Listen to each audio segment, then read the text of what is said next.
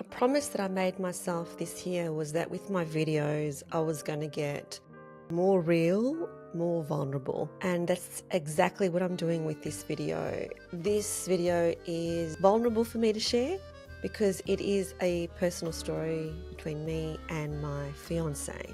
But in the interests of people being able to relate to suffering and pain, I felt that there was a need to share this story.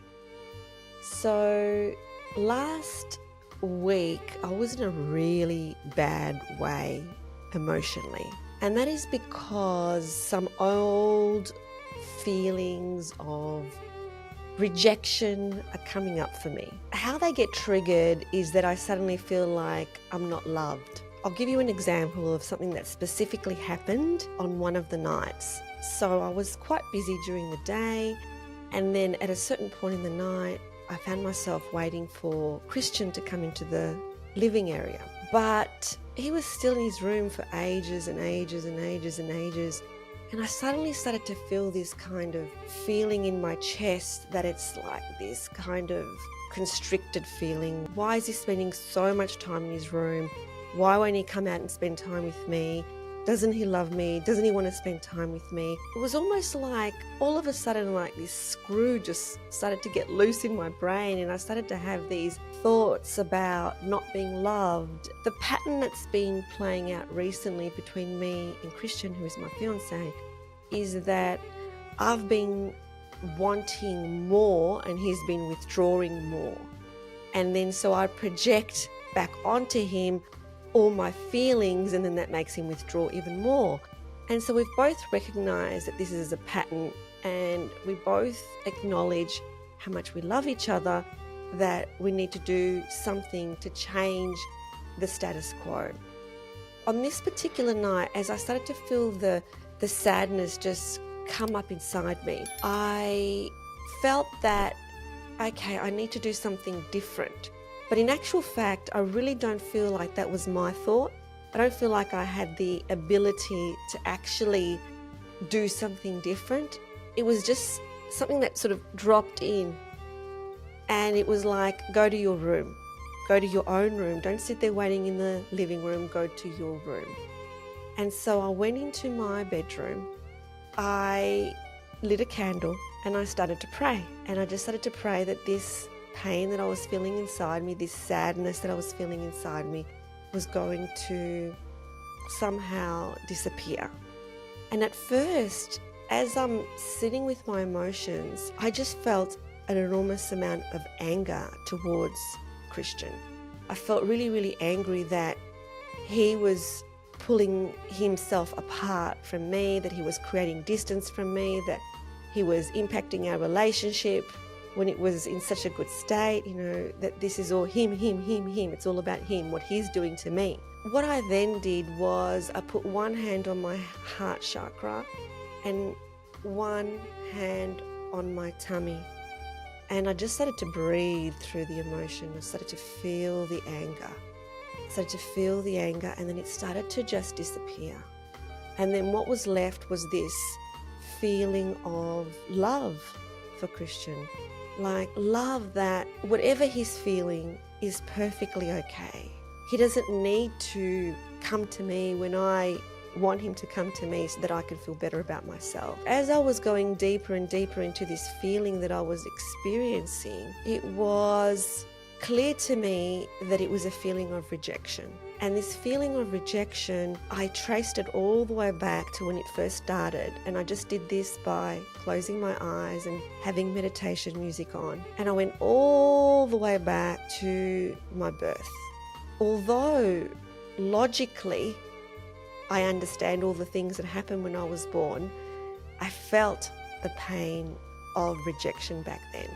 Because when I was born, I had such a traumatic birth that she ended up going back into the hospital for 3 months. I think that also created the relationship, which was quite strained between me and my mum, really all the way until my father's passing. And so I started to really feeling of rejection, that it's not about Christian. It was this massive breakthrough. It was nothing to do with him.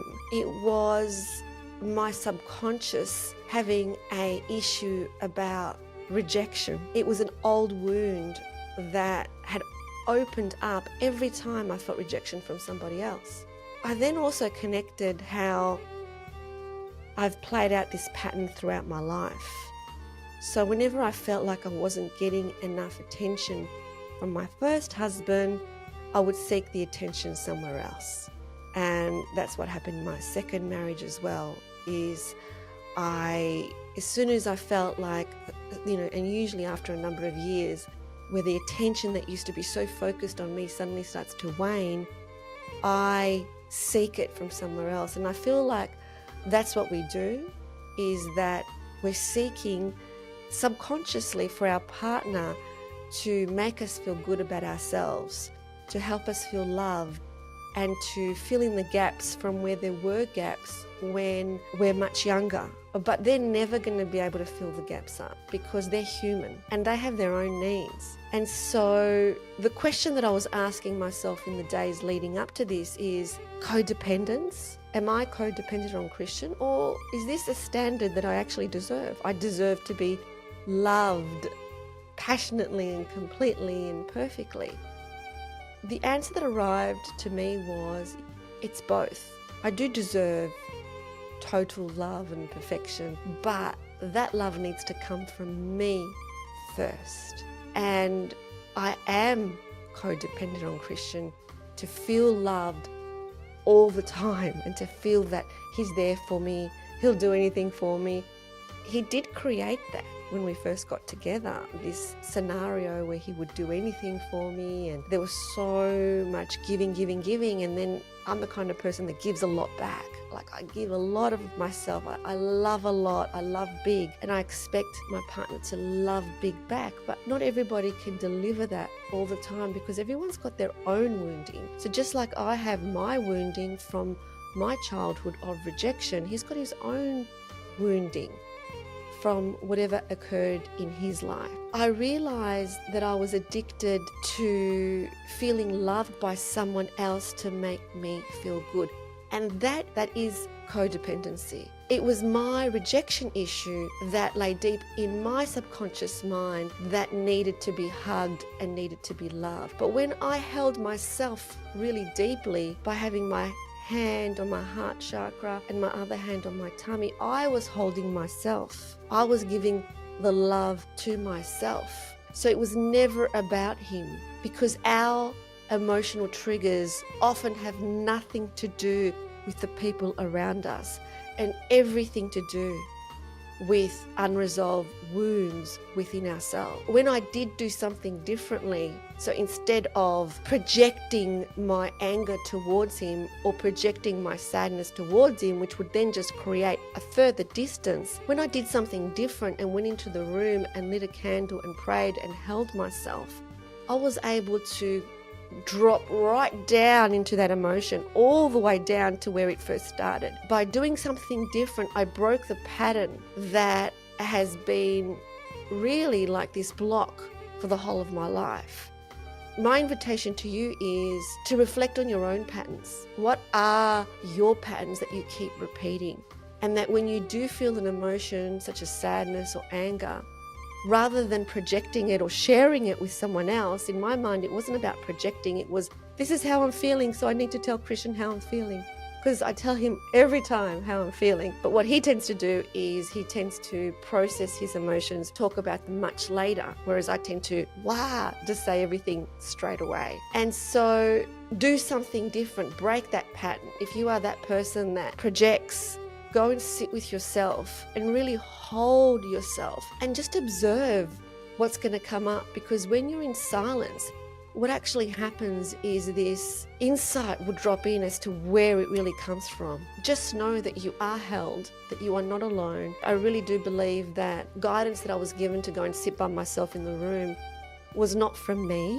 I don't know who it was from, but somebody in my spirit team that's looking out for me. And we all have a spirit team that looks out for us. And so you are not alone, my love. Any kind of sadness that gets triggered by your partner or your friends or your colleagues or anybody, it's coming from a deeper wounding that's deep inside you. Take a moment to hold yourself to feel the feeling. And even though it's uncomfortable to feel the feeling, it was uncomfortable for me to feel the feeling of anger and sadness. I was able to drop all the way in and go to the end of the tunnel to find out where it came from. That way I was able to really send out forgiveness to my mother and to anybody who's ever felt, contributed to the feeling of rejection within me that really was always within me. And by doing that, I went back the next day and acknowledged to Christian, what my breakthrough was and how I found that it wasn't actually anything to do with him.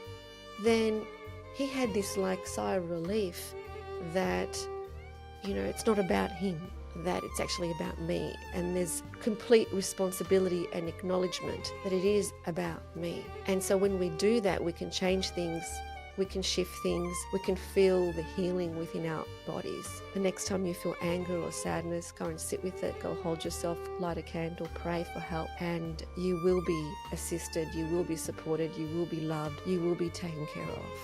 Sending you so much love, and I would really appreciate that you subscribe to this channel, that you share your comments down below, because this is the year for me to get really honest and vulnerable in the uncomfortable of sharing personal stories that are in the present tense. It's not just a story that happened 2 years ago or 3 years ago. It literally just happened last week. And so please show me your support, and your support, we're able to be more real with each other, and we're able to share what's really going on instead of showing just what's on the surface and what people feel comfortable talking about.